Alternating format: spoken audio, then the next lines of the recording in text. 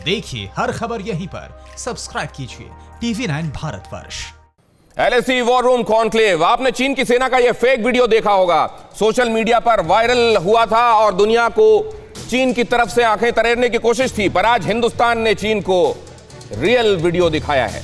हाथ में LMG, निशाना चीन और रक्षा मंत्री राजनाथ सिंह का डायरेक्ट मैसेज कि सुधर जाओ वरना सुधार देंगे। नमस्कार, मैं हूं दिनेश गौतम। भारतवर्ष के LSE वॉर रूम कॉन्क्लेव में आप सभी का बेहद स्वागत करता हूं।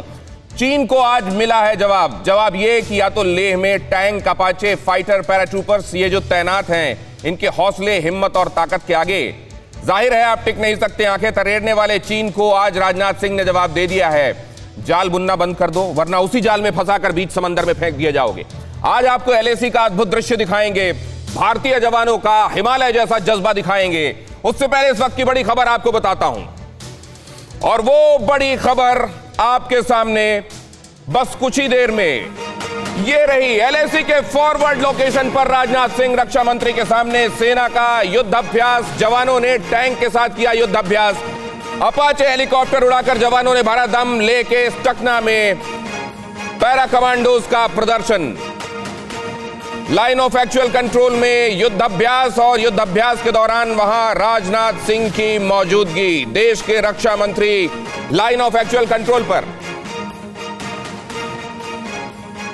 और आज जबकि भारत के रक्षा मंत्री LSE पर खुद पहुंचे हुए हैं, पूरी दुनिया इसको किस तरीके से देख रही है। वो लोग जो चीन के साथ अपने संबंधों के बरक्स हिंदुस्तान को देख रहे हैं, वो इस घटना को कैसे देख रहे हैं और ये पूरा मामला किधर जाता हुआ दिखाई दे रहा है। ये जो आपको तस्वीरों में राजनाथ सिंह हाथ में बंदूक लिए हुए, LMG लिए हुए दिखाई दे रहे हैं, ये केवल वो तस्वीरें नहीं हैं जो आमतौर पर हम टेलीविजन पर देखते हैं और फिर उसके बाद आगे बढ़ जाते हैं। ये तस्वीर लोगों के जहन में अरसे तक ताजा रहने वाली है और इसके बहुत गंभीर संदेश हैं।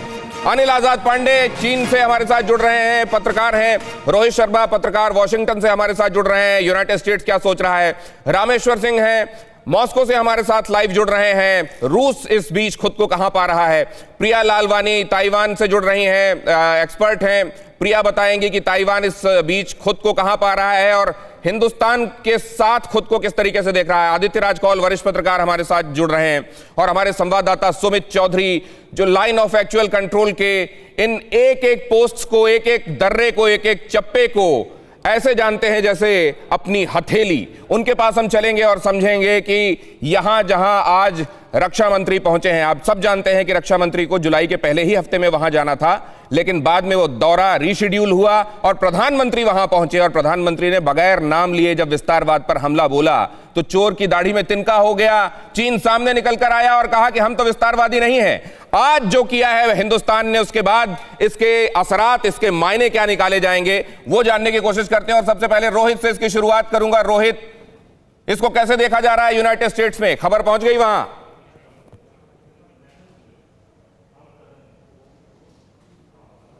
जो कह चुका हूं कि जो भी इंडिया में होता है यहाँ पे उस पर पैनी नजर होती है।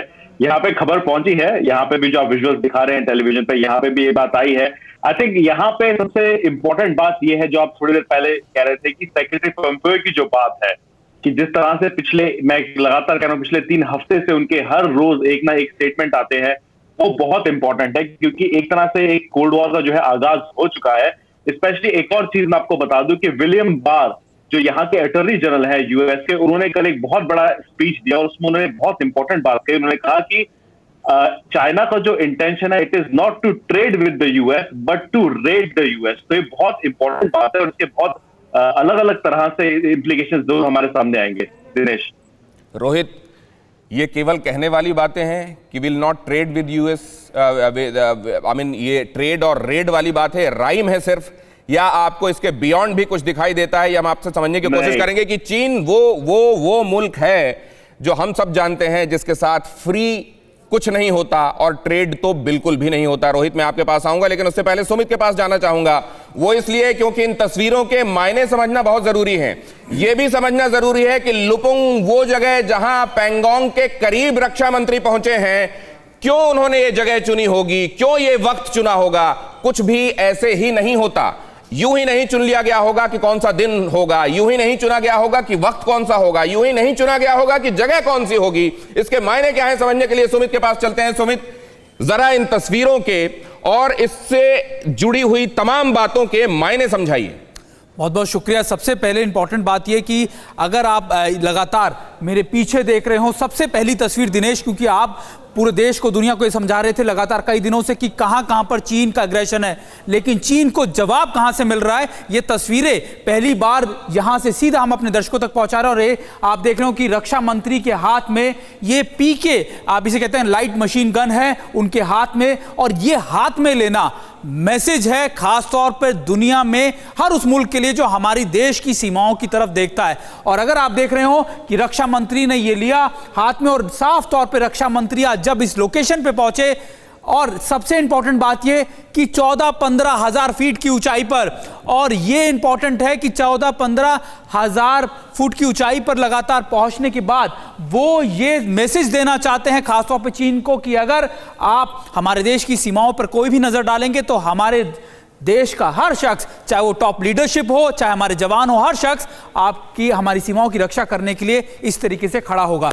दिनेश, लेकिन ये भी हम समझना चाहते हैं सुमित कि ये लुपुंग ये जगह है, इसका चुनाव क्यों किया गया होगा, यहां क्यों पहुंचे हैं? रक्षा मंत्री किसी और जगह का भी चुनाव कर सकते थे, एलएसी के अलोंग किसी और जगह पर भी वो जवानों के बीच पहुंचकर उनका हौसला बढ़ा सकते थे। ये पर्टिकुलर जगह क्यों, लुपुंग क्यों? बिल्कुल आपने सही कहा, ये पर्टिकुलर जगह क्यों, इसका जवाब ये है, ये पैंगोंगत्सो के माउथ पे पड़ता है। यानी पैंगोंगत्सो जो भारत से शुरू होती है फिंगर 1 या इस पास के इलाकों में, वहां पर सबसे पहले ये लुपुंग का इलाका पड़ता है। यानी ये इन्फेंट्री बटालियन का पूरा बेस है, और यहीं से राजनाथ सिंह ने, रक्षा मंत्री ने शुरुआत की। अब दूसरा विजुअल दिनेश मैं आपको दिखा दूं, ये टैंक का विजुअल है, T-90 टैंक। और खास तौर पर दिनेश ये विजुअल इसलिए इंपॉर्टेंट है क्योंकि इन लोकेशंस पे, इन हाइट्स पर टैंक्स को पहुंचाना, आर्मर्ड को पहुंचाना अपने आप में एक बड़ी जंग होता है। 14-15 हजार फीट की ऊंचाई पर दिनेश एक एक टैंक की वजन जो होता है करीबन 45 से 50 टन का होता है, और बहुत मुश्किल होता है इन टैंक्स को क्योंकि यहाँ के रास्ते बहुत खराब हैं, यहाँ पे इंफ्रास्ट्रक्चर बहुत वीक था बहुत सालों से। लेकिन ये टैंक यहाँ पर दिखाने का मकसद ये भी है कि हमारे इंफ्रास्ट्रक्चर, हमारी मोबिलाइजेशन, हमारी जो तैयारियां हैं वो हर तरीके से, हर लिहाज से पूरी है। और यहां पर रक्षा मंत्री जब इस आर्मर्ड व्हीकल के सामने खड़े हुए हैं तो ये भी दिखा रहे हैं। और सुमित, इसको और आप बेहतर तरीके से बता पाएंगे कि ये जो आप बता रहे हैं कि आर्मर्ड व्हीकल्स यहां पहुंचे, टैंक यहां दिखाई दे रहे हैं, दो चीजें। एक तो भारतीय सेना ने वो लाइट टैंक्स अपने पास जमा किए हैं जो इन पहाड़ों में बहुत आसानी से पहुंच सकते हैं, जिनकी मैन्यूवरेबिलिटी बहुत आसान होती है दूसरे भारी टैंकों के मुकाबले। और भारी टैंकों को जिस तरीके से हिंदुस्तान की सेना की लिफ्टिंग कैपेबिलिटी बढ़ी है खासतौर से चिनूक के आने के बाद, क्या इससे बहुत फर्क आया है चीजों में? देखिए निश्चित तौर पे भारत अब लाइट टैंक जो है वो लेने वाला है। लेकिन एक और तस्वीर, आपने जब बात की कि लिफ्टिंग कैपेबिलिटीज की या फिर दूसरी चीजों की, अपाचे हेलीकॉप्टर, हालांकि ये अटैक हेलीकॉप्टर है, लेकिन दिनेश सबसे इंपॉर्टेंट बात ये कि जब आप ग्राउंड पे ऑपरेशंस करते हैं, क्योंकि इंटीग्रेशन की बात होती है कि कैसे जॉइंट ऑपरेशंस करना है, टैक्टिकल ऑपरेशंस करने हैं, तब हमारे लिए ये अटैक हेलीकॉप्टर्स बहुत इंपॉर्टेंट होते हैं। और ये पिछले साल आप कह सकते हैं कि हमने अमेरिका से लिए हैं अपाचे हेलीकॉप्टर्स, और ये हमारी कैपेबिलिटी शो करते हैं कैसे इंटीग्रेटेड होकर बड़े ऑपरेशंस हम कर सकते हैं, ना सिर्फ ग्राउंड पे बल्कि एयर डोमिनेंस के लिए भी, टैक्टिकल स्मॉल ऑपरेशंस के लिए ये बहुत इंपॉर्टेंट है। अब दोबारा एक और विजुअल मैं आपको दिखा दूं दिनेश, टैंक आते हुए। मैं लगातार कह रहा हूं कि आप ये समझना बहुत जरूरी है कि इन हाइट्स पे 14,000-15,000 फीट की ऊंचाई पर ये टैंक्स पहुंचाना, यहाँ की इनकी मनोवरिंग करना, इनको देखना, इनको बेसिकली इन एक्सरसाइज में करना बहुत मुश्किल है। पिछले साल दिनेश इसी तरीके का एक एक्सरसाइज की गई थी भारत की तरफ से, जिसको लेकर चीन बौखला गया था, पागल हो गया था कि कैसे भारत ने ये एक्सरसाइज कर दी। और उसके बाद लगातार से ही चीन का प्रोपेगेंडा या फिर साई ऑफ चल रहा है। हालांकि वो सारे विजुअल आप पुराने कह सकते हैं या आप कह सकते हैं कि उनको पिक्चराइज किया गया है, उनको फिल्म किया गया है, लेकिन ये रियल टाइम पिक्चर्स, ये रियल टाइम विजुअल्स हम दिखा रहे हैं। एक और विजुअल खास तौर पर दिनेश, ये विजुअल जो है पैराट्रूपिंग के। इन हाइट्स पे पैराट्रूपिंग कराना, लगातार मैं आपको दिखा रहा हूं कि आप देखें कि हमारे पैराट्रूपर्स 2-2 के बड़ी से उसमें आगे बढ़ रहे हैं। ये बहुत इंपॉर्टेंट है दिनेश, और ये इसलिए इंपॉर्टेंट है क्योंकि इन हाइट्स पे पैराट्रूपिंग कराना बहुत मुश्किल होता है। IL-76 दूसरे ट्रांसपोर्ट एयरक्राफ्ट जो हैं उसका इस्तेमाल किया गया और इंटीग्रेटेड की बात की जा रही है, और लगातार हम अपने दर्शकों के विजुअल दिखा रहे हैं, और ये दर्शक ये विजुअल जो है कई दिन तक चीन को सोने नहीं देंगे, उनके हुक्मरानों को सोने नहीं देंगे, क्योंकि ये भारत की मोबिलाइजेशन है, ये भारत का डोमिनेशन है, ये भारत का माउंटेन वॉरफेयर में एक बढ़त है। दिनेश, पैराट्रूपर्स की ट्रेनिंग और पैराट्रूपर्स को ऑपरेट करना यहां वैसा नहीं होता जैसा मैदानी इलाकों में होता है। हवा यहां विरल होती है, हजारों फीट की ऊंचाई वैसे ही होती है, और उसके ऊपर से आपको पैरा ड्रॉप किया जाता है, इसलिए इन पैराट्रूपर्स की स्पेशल ट्रेनिंग होती है।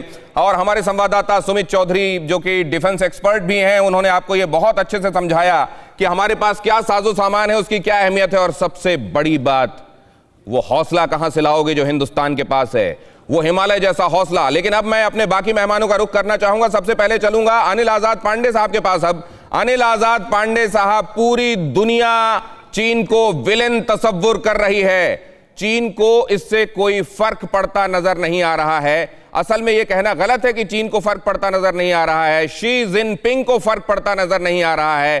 क्या वो अपनी अंधी महत्वाकांक्षा में अपने मुल्क को भेंट चढ़ाने में आमादा हैं?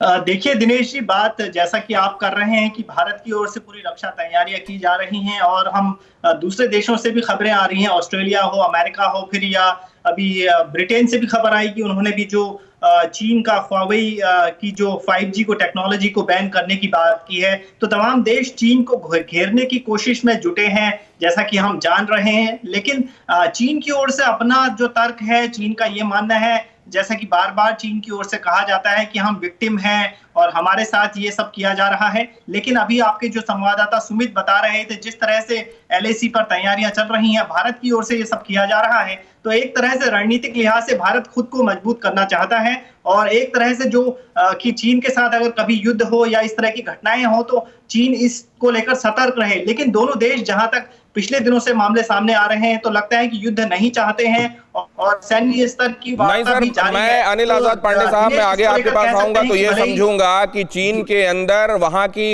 की आवाम इस बारे में क्या सोच रख रही है। चीन ने जिस तरीके से हाल के दिनों में अपनी मसल फ्लेक्सिंग की है हर एक फ्रंट पर, वहां की जनता इसको क्या अपने नेशनलिज्म से जोड़कर देखती है या समझती है कि गलत किया जा रहा है, ये मैं आपसे समझूंगा। लेकिन T-90 टैंक के बीच रक्षा मंत्री राजनाथ सिंह आपको नजर आएंगे, और जवानों ने T-90 टैंकों के साथ अभ्यास किया है। ये एक बड़ी खबर है, आपको बता दूं मैं। T-90 टैंक, इसका सिग्निफिकेंस सुमित आपको बताएंगे, लेकिन T-90 टैंकों के बीच में रक्षा मंत्री राजनाथ सिंह का पहुंचना, असल में जवानों के बीच पहुंचना और हर उस इक्विपमेंट के साथ, हर उस एपरेटस के करीब खड़े होकर तस्वीरों में नजर आना, जो इस समय भारत के लिए LAC के अलोंग बहुत बहुत सिग्निफिकेंट है, उसमें आपको रक्षा मंत्री राजनाथ सिंह नजर आ रहे हैं, और इसका बहुत बड़ा संदेश, बहुत बड़ा मायने है।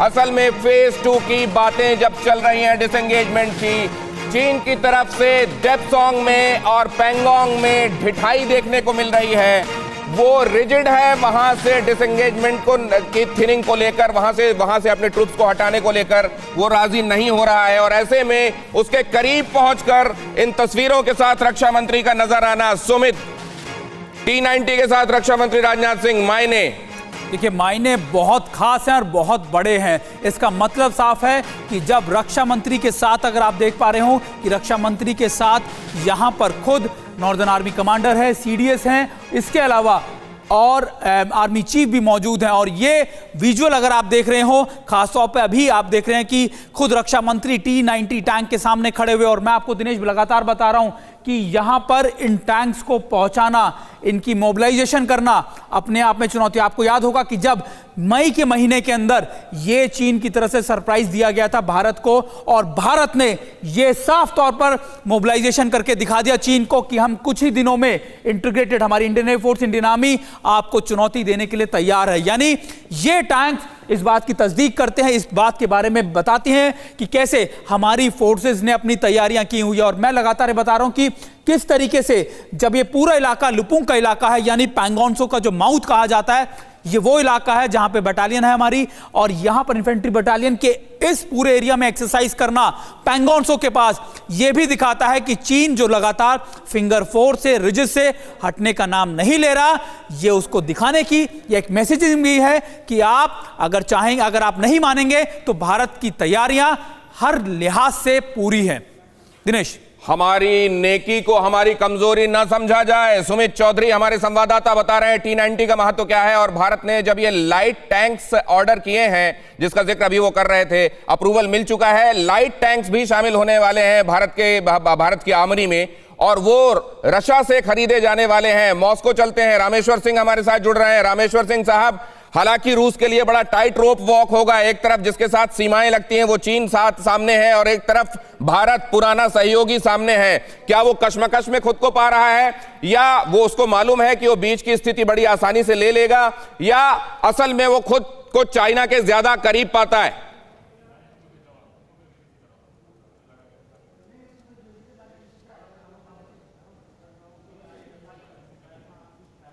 रामेश्वर सिंह साहब, आपकी आवाज हम तक नहीं पहुंच रही है, इसको मैं दुरुस्त करवाता हूं मैं, लेकिन तब तक जरा प्रिया जी के पास जाता हूं। ताइवान, अमेरिका की प्रेजेंस, भारत का भी अब साउथ चाइना सी में अपना असर्शन, क्या ताइवान खुद को ज्यादा रिएश्योर्ड महसूस कर रहा है? प्रिया जी, अमेरिका सच्ची में आएगा या नहीं ताइवान को हेल्प करने के लिए, ये किसी को नहीं पता। अभी का जो प्रेसिडेंट है अमेरिका का, वो इतना रिलायबल या ट्रस्टवर्दी नहीं है, लेकिन रिसेंटली जो भी दूसरे प्रेसिडेंट्स थे उनके कंपैरिजन में ट्रम्प ने काफी ताइवान के फेवर में चीजें की हैं, जैसे कि सेनेट में बिल और बहुत सारे ऐसे रूल्स बनाया बोला है। और जब चाई इंग-वन का प्रेसिडेंट जब बनी थी तब ट्रम्प ने फोन किया था उसको, इस बात पे भी चाइना बहुत चिढ़ गया था। इसमें मुझको नहीं लगता कि ट्रम्प के होने से या किसी और प्रेसिडेंट के होने से कोई फर्क है, क्योंकि ये अमेरिका का अपना फॉरेन पॉलिसी का एक ऐसा नियम है जिसको राष्ट्रपति के आने जाने से मुझको लगता है उतना नहीं जोड़ा जा सकता। क्योंकि ये भी कहा जाता है कि चीन ने 62 में जब भारत पे चढ़ाई की तैयारी की थी, तब भी जॉन एफ कैनेडी से बातचीत करके पहले यह कहा गया था कि आप चिंता मत कीजिए, ताइवान को हम नहीं छेड़ेंगे, लेकिन आप कोशिश कीजिएगा कि भारत के साथ हमारे मसले में आप नहीं बोलेंगे। तो ताइवान में लोगों को ऐसे होप है और सोचते हैं कि हाँ, अगर ताइवान पे चीन अटैक करेगा तो यूएसए और दूसरी वेस्टर्न कंट्रीज हेल्प करेंगी।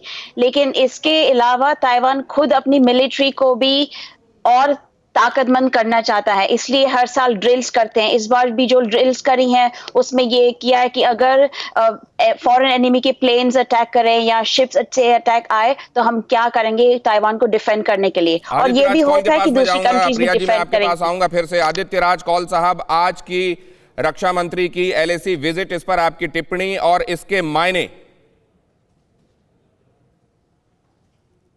आपका बहुत ही लंबा सफर पिछले 20 साल से ज्यादा, इतना सटीक मैसेज जो है।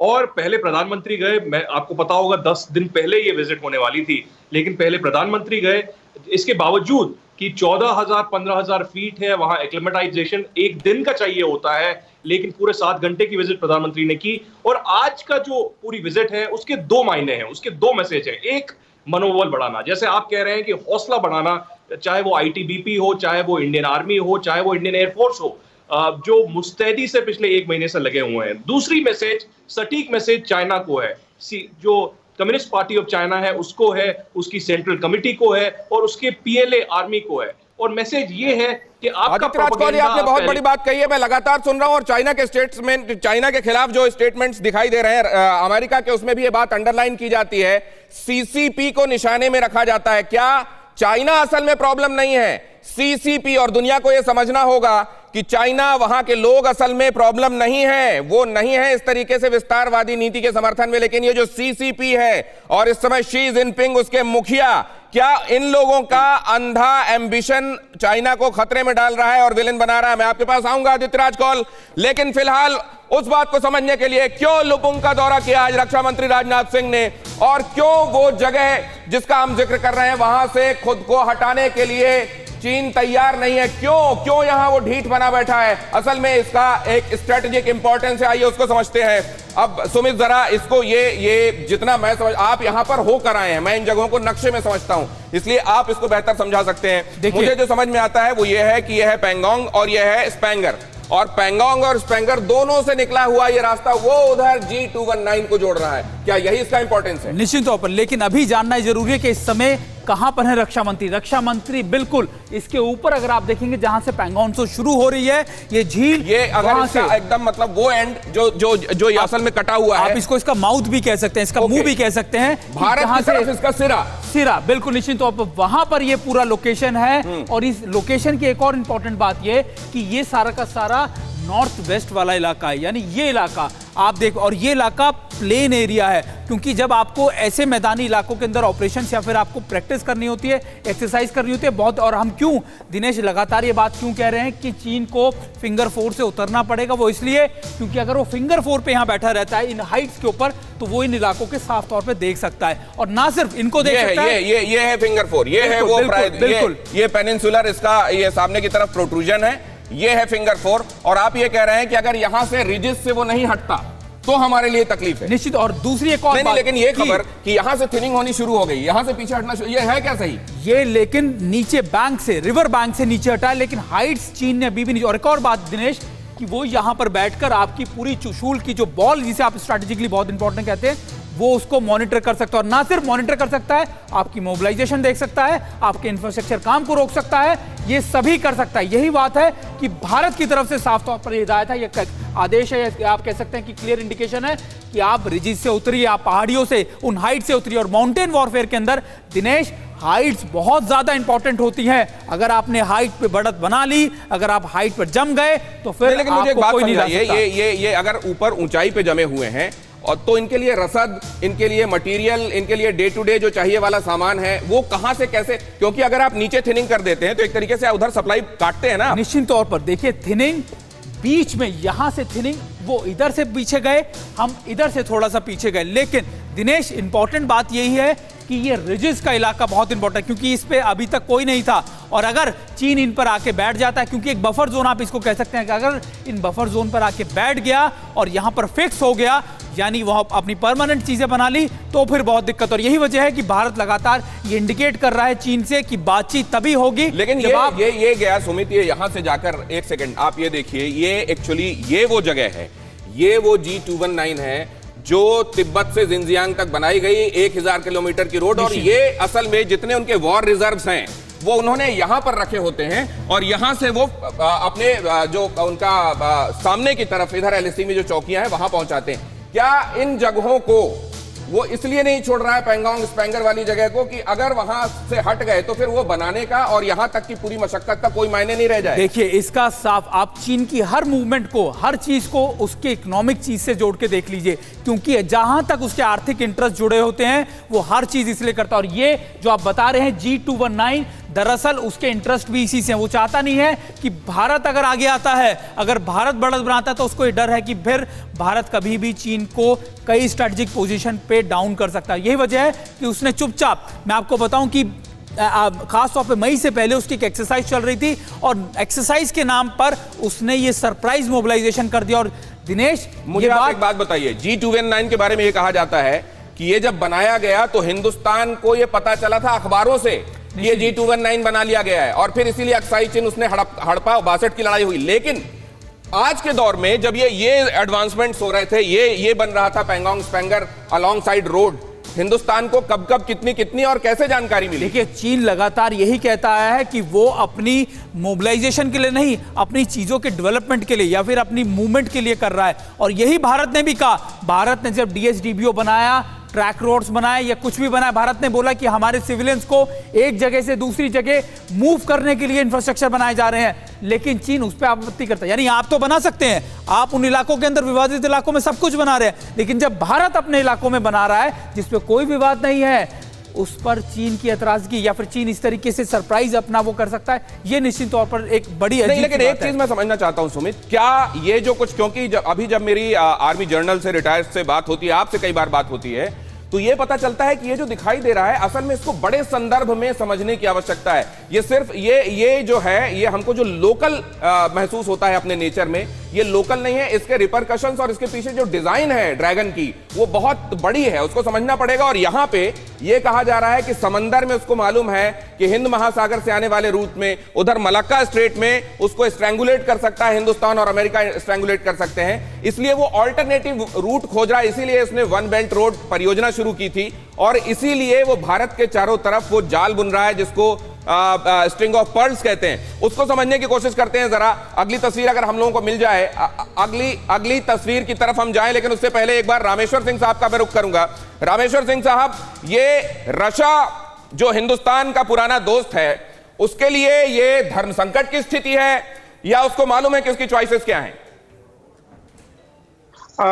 रशिया को, रूस को सब कुछ मालूम है। वो बड़ी आसानी से, बड़ी सावधानी से दोनों चाइना और भारत के बीच में एक संबंध बनाए हुए है। जबकि वो कहता है, आप खुद कह रहे हैं, एक हमारा दोस्त है, दूसरा हमारा भाई है। तो इस बीच में अभी तक तो रशिया को ऐसी कोई परेशानी नहीं हुई है, न कि भारत को कोई परेशानी हुई है। जो भी हमारे रक्षा मंत्री जी भी आए थे, सारी एग्रीमेंट हुए, सारी बातें हुई, तो ऐसी कोई बात ऐसी नहीं लग रही है अभी आज के डेट में कि रूस को कोई परेशानी हो रही है हमारे चाइना और उसके बीच में। दोनों को अभी तक तो कभी अच्छी तरह से टैकल कर रहे हैं। चलिए, मैं जरा अनिल आजाद पांडे जी साहब के पास जाऊंगा। अनिल साहब, ये बताइए, आप चाइना में हैं, आप हिंदुस्तान से ताल्लुक रखते हैं, यहां और वहां की हवा में क्या फर्क है? जब आप यहां सांस लेते हैं और वहां सांस लेते हैं, क्या फर्क महसूस होता है? आजादी के मुतालिक बात कर रहा हूं मैं। देखिए दिनेश जी, मुझे तो आबो हवा में कोई बहुत ज्यादा फर्क ऐसे नजर नहीं आता है, लेकिन जब आप लोगों के जरिए, चैनल से जरिए या विदेशी मीडिया में जो खबरें तमाम हम देखते हैं, तो उससे चीजें अलग नजर आती हैं। लेकिन यहाँ पर आमतौर पर जो आम लोगों की जिंदगी की अगर मैं दिनेश जी बात करूं, तो यहाँ पर लोगों को, आम लोगों के पास कोई चिंता का कोई विषय नहीं है, क्योंकि जो यहाँ पर मध्य वर्ग है, मिडिल क्लास है, बहुत ज्यादा ग्रो कर गया है। उनके पास तमाम दूसरे सोचने की तमाम दूसरी चीजें हैं। उनको अपनी धन संपत्ति, अपने जो प्रॉपर्टी है या फिर अपने ऐशो आराम की चीजों के बारे में नहीं, लेकिन मैं एक बात समझना चाहता हूं, ये आपने बहुत इंपॉर्टेंट बात कही अनिल आजाद पांडे की, वो देश जो पूंजीवाद का विरोध करता रहा, साम्यवाद का समर्थक रहा, क्या वो पूंजी का ही पुजारी हो गया है? क्या आपको वहां पे भी यही नजर आता है? जिस तरह से आप बता रहे हैं मिडिल क्लास ग्रो कर गया है, क्या वहां सब सारी चीजें पूंजी के इर्द गिर्द घूम रही हैं? जी बिल्कुल, आपको समझना होगा कि आज के दौर में पूंजीवाद को इस तरह से रोक पाना बहुत मुश्किल बात है। जैसा कि हम जानते हैं कि चीन पूरी तरह से समाजवाद की बात करता था, लेकिन आज चीन बोलता है कि जो चीनी विशेषता वाला समाजवाद, चाइनीज कैरेक्टरिस्टिक्स ऑफ सोशलिज्म बोलता है, तो चीन अपने तरह के समाजवाद की बात करता है। वो कहता है कि हम अमेरिका से थोड़ा हटकर हैं। लेकिन जो मुझे यहाँ पर चीजें समझ में आती हैं, अगर आप यहाँ पर देखते हैं, तो लगता है कि जो पूंजीवाद जो है लोगों के दिमाग में, तो क्या चाइना भी अपने आप को एक द्वंद में पाता है? आदित्य राज कौल, उसने इतने दिनों तक जो राग अलापा साम्यवाद साम्यवाद साम्यवाद, और अब जो लोग देख रहे हैं कि वो अंधी दौड़ लगा रहा है पूंजीवादियों को पीछे छोड़ दिया उसने। जो लोग, जिन लोगों को की कभी वो बुराई किया करता था, वो खुद बहुत बड़ा एक तरीके से कॉलोनाइजर बन गया है। तमाम जगहों पर उसने इनफॉर्मल अपनी कॉलोनीज बना ली हैं। क्या ये बात चीन के अंदर एक द्वंद है या वहां आप चीजें क्लियर हैं कि उसको करना क्या है? देखिए, चीजें तो उनकी क्लियर हैं, चाहे आप चाइना ड्रीम की बात करें, चाहे आप विस्तारवाद की बात। देखिए, आप बहुत ही सटीक बोला, एक कॉलोनाइजर बन गया है। जैसे बात करते थे, अब आप चाइना की बात करिए, प्रहार करने की कोशिश की, लेकिन इंडिया वहां पर कोशिश की। जिबूती आदित्य राज कौल साहब, आपसे बहुत दिलचस्प बातें हो रही हैं, लेकिन काश आपकी आवाज बगैर व्यवधान के हम तक पहुंचे। जब तक हम ये दुरुस्त करवाते हैं, जरा हम ये समझें कि चीन की मंशा क्या है। पहले असल में चीन के संदर्भ में लोगों ने या तो उतनी गंभीरता से नहीं देखा, या देखा भी तो उसको नजरअंदाज किया, क्योंकि ये कनेक्टेड वर्ल्ड है, यहां एक दूसरे के साथ हित जुड़े हुए हैं। लेकिन जब आप कोविड जैसी हरकतें करेंगे, जब आप उसके बाद दुनिया को धमकाएंगे, तो फिर आपकी जिन चीजों को नजरअंदाज किया जा रहा था उनका तोड़ जवाब दिया जाएगा। देखिए जरा उसने किस तरीके से हिंदुस्तान को घेरने की कोशिश की है, और सुमित के साथ ये बात समझनी और आसान हो जाएगी। हिंदुस्तान के चारों तरफ उसने मकर जाल बुनने की कोशिश की है। जरा इसको सुमित समझाइए। देखिए, जहां तक मैं समझता हूं, ये जो हमको पीली लाइन ये दिखाई दे रही है, ये असल में होर्मुज का स्ट्रेट है, और यहां से आते हुए यहां आने के बाद उसने पहले यहां चाबहार को हड़पने की कोशिश की है। अब क्या ईरान क्या अपना स्टांस लेता है, यह भी क्लियर होना बाकी है। हमारी तरफ खबर यह भी आ रही है कि ईरान फिर से हिंदुस्तान के बारे में ही सोच रहा है, चीन ने बरगलाया जरूर। देखिए, दो चीजें इंपॉर्टेंट है जानना, चाबार और ग्वादर पोर्ट। दरअसल ग्वादर पोर्ट जो है पाकिस्तान में है। पाकिस्तान में इस पूरे पोर्ट को चीन ने टेक ओवर कर लिया, और चीन का मकसद यहां से सिर्फ और सिर्फ दिनेश एक है कि यहां पर जब वो अपने साजो सामान उतारे तो वो यहीं से, यानी पाकिस्तान से जो वो इकोनॉमिक कॉरिडोर बना के लेके जा रहा है, वो इकोनॉमिक कॉरिडोर वो पीओके से होता हुआ और तिब्बत की तरफ जाएगा। और ये इंपॉर्टेंट बात है जो आप कह रहे हैं। यहां से वो निकलेगा और यहां से होता, यहीं पर वो जो उसका लद्दाख में जो इंटरेस्ट है वो इसलिए है कि यहां से इस जगह को काटे और सीधे अपने जो सीपेक बना रहा है उससे वो अपनी रोड को वहां काराकोरम से होते हुए जोड़ दे, और यहां से अगर उसको स्ट्रैंगुलेट किया जाता है और यहां पे उसकी मलक्का स्ट्रेट के पास यहां रोका जाता है उसको, तो बजाय इस रूट के आने के वो रोड रूट से अपने माल को पहुंचा सके। इसको एक और तरीके से समझिए, अगर वो पूरा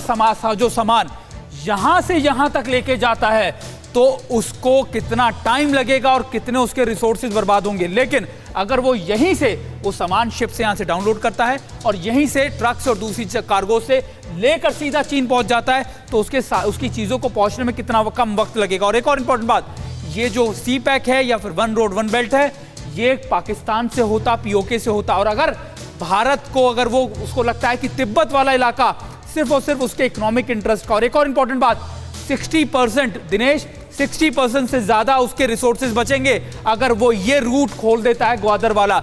लेकिन उसके लिए थ्रेट क्या था?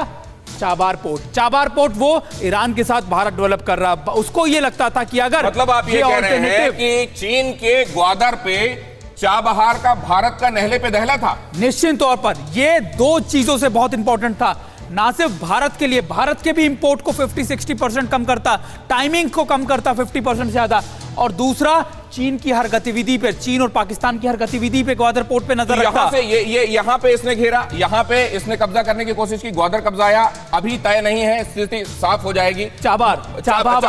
चाबहार और हो सकता है कि वो भारत के पास वापस आए। किले की बात करके उसने फिलहाल ये कहा है कि रिव्यू करेंगे। यहां पर ग्वादर सीधे पाकिस्तान दुश्मन मुल्क, और उसने उसका फायदा उठाया। अब नीचे अगर चलते हैं तो यह कहा जा रहा है कि मालदीव में भी उसने अपना बेस बना रखा था, लेकिन हिंदुस्तान ने मालदीव को क्लीन कराया है। क्या ऐसा है? क्लीन कराया, और दूसरी बात यह कि लगातार मालदीव्स को जो मदद मिलती है, मैं आपको बताऊं कोविड के समय भी पहली टीमें जो पहुंची थी डॉक्टर्स की, वो भारत की पहुंची थी। भारत लगातार हर फ्रंट पे मालदीव्स का सपोर्ट कर रहा है, हर फ्रंट के ऊपर उनको सपोर्ट सिस्टम प्रोवाइड कर रहा है, मिलिट्री पॉइंट ऑफ व्यू से, कोस्ट गार्ड के शिप्स, दूसरी चीजें, बोट्स, सब भारत देता है। और ये इसलिए भी क्योंकि भारत अपने पड़ोसी मुल्कों के साथ हमेशा अपने संबंध अच्छे रखता है, लेकिन चीन उल्टा करता है। और ये दूसरी बात ये कि चीन का क्या कोशिश है, हर छोटे छोटे देश जो छोटे छोटे द्वीप हैं उनको अपने साथ मिला लो। ताइवान हो, मालदीव्स हो, हर देश के ऊपर चीन की नजर है। और ये लगातार इसलिए नहीं कि उसको बहुत अपने आप को उसके इकोनॉमिक फ्रंट बहुत ज्यादा। जो सबसे बड़ी बात है वो ये है, देखिए वन बेल्ट वन रोड अभी बहुत खटाई में पड़ा हुआ है, वो बनेगा नहीं बनेगा, और जहां पर उसने पैसे लगा दिए हैं वो एक्चुअली वो कर पाएगा कि नहीं कर पाएगा, ये अभी पोस्ट कोविड वर्ल्ड में क्लियर होना बाकी है। लेकिन जल मार्ग से जब आप किसी चीज का यातायात करते हैं तो सड़क के मुकाबले वो आसान होता है और सस्ता पड़ता है, कीमत कम हो जाती है। इसीलिए जब माल की लागत कम होती है और आप उसको बेचते हो तो आपको मुनाफा मिलता है। चीन यही चाह रहा था, इसीलिए यहां से गुजरकर ये जो स्ट्रेट ऑफ मलक्का है, यहां पर ये मलेशिया दिखाई दे रहा है और ये इंडोनेशिया, ये इंडोनेशिया का सुमात्रा द्वीप है और ये मलेशिया, इसके बीच में से ये इसके जहाज निकलकर आगे जाते थे। और ये स्ट्रेट ऑफ मलक्का के बारे में कहा जाता है कि ये जो है, ये क्योंकि अंडमान निकोबार के पास में है, ये इंदिरा पोर्ट जो हिंदुस्तान का है, तो अब बड़ी आसानी से इसको स्ट्रैंगुलेट करके यहां पर इसकी आवाजाही रोकी जा सकती है। देखिए वो रोकी जा सकती है, लेकिन दिनेश एक और बात कि ये पूरा इलाका जो आप देख रहे हैं, वाटर बॉडी जो इंटरनेशनल बॉर्डर, आप इंटरनेशनल वाटर बॉडी वो देख रहे हैं आप, ये इसके अंदर थ्रेट किस किस से है?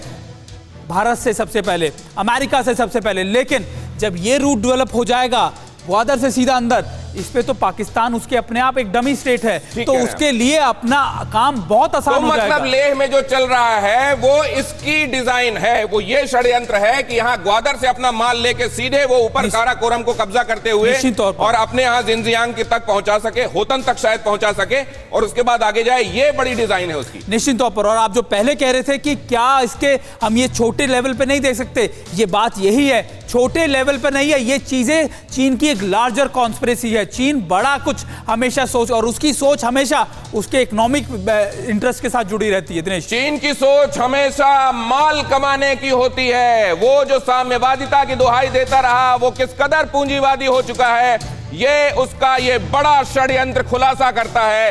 चीन कितना बड़ा विलन हो चुका है और पूरी दुनिया के लिए थ्रेट हो चुका है, ये बताने की आवश्यकता नहीं है। रोहित, क्या ये बात जो दिखाई दे रही है, जो स्टेटमेंट सुनाई दे रहा है, माइक पॉम्पियो एक के बाद एक स्टेटमेंट दे रहे हैं जो दिखाता है कि चीन के साथ अमेरिका की दूरी कितनी ज्यादा अब हो गई है, क्या ये फिल वक्त आगे नवंबर में चुनावों को देखते हुए है या अब ये हमेशा के लिए एक पॉलिसी चेंज आने वाला है अमेरिका और चाइना के बीच में? नहीं, देखिए, चुनाव ऑब्वियसली ये इंपॉर्टेंट है यहाँ पे, लेकिन जो पॉलिसी है वो सिर्फ चुनाव को लेकर नहीं बनाई जाती, स्पेशली जब आप अमेरिका और चाइना की बात करते हैं। इनफैक्ट इस हफ्ते एक और खबर आई थी कि 92 million CCP Chinese community party के जो लीडर्स हैं और जो एक्टिवली काम करते हैं, एक ऐसा बिल भी शायद लाने वाले हैं यहाँ पे जो उनको अमेरिका में आने नहीं देगा। They will be banning 92 million CCP Chinese communist party workers. तो ये बिल्कुल ऐसी बात नहीं है कि सिर्फ इलेक्शन के लिए हो रहा है। और अगर आपने सेक्रेटरी मेंबर की जो दूसरी बात सुनी थी, उसमें उन्होंने ये भी कहा था कि 2015 में चाइना ने ये वादा दिया था अमेरिका को कि वो साउथ चाइना सी को मिलिटराइज बिल्कुल नहीं करेगा, लेकिन उन्होंने उसका बिल्कुल उल्टा किया। तो एक के बाद एक जो जिन जिन बातों पे चाइना ने, जैसे हांगकांग की बात कर लिया आपने, जब वहां पे हांगकांग और चाइना था तो अमेरिका को आश्वासन दिया गया था कि it will be 2 different systems between Hong Kong and China, वो चाइना ने हटा लिया है। तो एक विश्वास जो है वो बहुत बहुत ज्यादा कम हो गया है और अमेरिका और भरोसा कम हुआ है। और भरोसा कम होने की प्रत्यक्ष वजह, अगर अब भी भरोसा कम नहीं हुआ, अगर अब भी भरोसा किया गया, अगर अब भी आंखें मूंदी गई, अगर अब भी शुतुरमुर्गी रवैया रखा गया तो ड्रैगन निगल जाएगा। आदित्य राज कौल के पास जा रहा हूं। आदित्य राज कौल, तब जबकि प्रधानमंत्री ने एलएसी का दौरा किया था, चीन को बड़ी मिर्च लगी थी, आज रक्षा मंत्री पहुंचे हैं, उकसाने वाला करार दिया जाएगा चीन की तरफ से? बिल्कुल, जो प्रधानमंत्री ने लेह की भूमि पर बोला था विस्तारवाद के खिलाफ, वो पूरे दुनिया भर को समझना पड़ेगा। वो सिर्फ भारत के लिए या अमेरिका के लिए और सिर्फ जो है इंडो पैसिफिक के देश है उनके लिए नहीं है, पूरे विश्व भर के लिए एक सटीक जो प्रहार चाइना का रहा है विस्तारवाद का साउथ ईस्ट एशिया में, जापान के खिलाफ और भारत के खिलाफ, ये एक बहुत बड़ी मैसेज है। और जो राजनाथ सिंह आज लेह में है, ये एक बहुत बड़ी मैसेज सीसीपी के अगेंस्ट है, कम्युनिस्ट चाइना के अगेंस्ट है कि भारत दूसरी तरफ नहीं देखेगा। पहले वो होता रहा होगा कि भारत दूसरी तरफ देखता था जब भी आप विस्तारवाद की बात करते थे, जब भी आप स्कर्मिश करते थे, जब भी आप इंट्रूजन करते थे। लेकिन अब भारत की सेना, भारत का जो एयरफोर्स है और जो आईटीबीपी है वो मुस्तैद ही नहीं है, बट डिफेंस मॉडर्नाइजेशन हुआ है। प्रधानमंत्री और डिफेंस मिनिस्टर खुद जाते हैं और फॉरवर्ड पोस्ट पे जाते हैं। बल्कि चाइना में देखा जाए तो एक भी उनका जो सीनियर कमांडर है या फिर कोई भी पॉलिटिशियन है या सीसीपी के सेंट्रल कमेटी के मेंबर हैं, वो एक्लिमेटाइजेशन की वजह से और इस डर की वजह से, क्योंकि मेरे पास वक्त कम है, मैं एक चाहता हूं आप सब लोगों का हंच, आप सब लोगों का गट क्या कहता है, क्या देख रहे हैं आप आगे? एक रैपिड फायर आप सबके साथ करना चाहूंगा मैं। अनिल आजाद पांडे, आगे चीजें किधर जा रही हैं? ये इस तरीके के पोस्चरिंग तक चीजें सीमित रहेंगी या इस बार कुछ बड़ा होता देख रहे हैं आप? देखिए, लग रहा है इस बार दिनेश की संबंध जो है पहले से बहुत ज्यादा बेहतर नहीं होने वाले हैं। खासतौर पर अमेरिका में नवंबर में चुनाव हैं, तो नवंबर के चुनाव तक आपको ये स्थिति लगातार इस तरह की डामाडोल लगती रहेगी। उसके बाद स्थिति थोड़ा सुधार हो सकता है, लेकिन नवंबर तक लगता है कि भारत, चीन, अमेरिका, तमाम देशों के जो रिश्ते हैं कहीं न कहीं हद तक नवंबर एक ऐसा महीना दिखाई दे रहा है जो रेड मंथ भी कहा जाए। सुमित, आपका हंच क्या है? निश्चित तौर यूरोप पर विंटर्स तक तो निश्चित तौर पर ये खींचने वाला, और खास बात ये कि विंटर्स तक चीन इसी तरीके के एग्रेशन दिखाएगा जिसका मकसद दो तरीके का है। एक कि लगातार उसको अमेरिका के इलेक्शंस को इन्फ्लुएंस करना और अपने इलेक्शंस को भी ठीक करना, अपने डोमेस्टिक ऑडियंस या फिर अपनी डोमेस्टिक जनता को लगातार एड्रेस करना है कि चीन का डोमिनेंस पूरे वर्ल्ड में बहुत ज्यादा, और दूसरा कोविड से डाइवर्जन करना। तो निश्चित तौर पर जब तक ये सारी चीजें खत्म नहीं होती, जब तक ये चीजें चलेंगी, जब तक बर्फ नहीं गिर जाती, जब तक वहां दम नहीं घुटने लगता, तब तक चीन लेह में लगता नहीं है कि उसको सद्बुद्धि आएगी। बहुत जल्दी से आदित्य राज कौल, एक टिप्पणी आपकी, क्या होता देख रहे हैं आप? कि अभी जो 15 जून को हमने देखा गलवान घाटी में होते हुए, उसका तो रिजॉल्व हो गया है, क्योंकि अजीत डोवाल राष्ट्रीय सुरक्षा सलाहकार, उन्होंने वहां पर वांगी से बात की और आपस में जो है गठजोड़ कर लिया है। लेकिन हम बेवकूफी करेंगे अगर हमें लगेगा कि चाइना सुधर गया है। चाइना कई सालों तक ऐसे प्रहार और विस्तारवाद करना चाहता है, करता रहेगा, और भारत को मुस्तैद रहना पड़ेगा। सठ सन विनय कुटिल सन प्रीति, सहज कृपन सन सुंदर नीति, ऐसे नहीं कह गए हैं तुलसीदास। अब इस सठ के साथ विनय और सदाशयता छोड़ना होगा। अब इसकी हर बात को यह समझते हुए देखना होगा कि इसके पीछे एक बड़ा धोखा निश्चित रूप से छिपा हुआ है। बहुत धन्यवाद आप सभी मेहमानों का हमारे साथ चर्चा में जुड़ने के लिए। सुमित, आपका बहुत धन्यवाद हमारे साथ अपने विश्लेषण के साथ जुड़ने के लिए। अड़ी सोमवार से शुक्रवार शाम 6 बजे सिर्फ TV9 भारतवर्ष पर।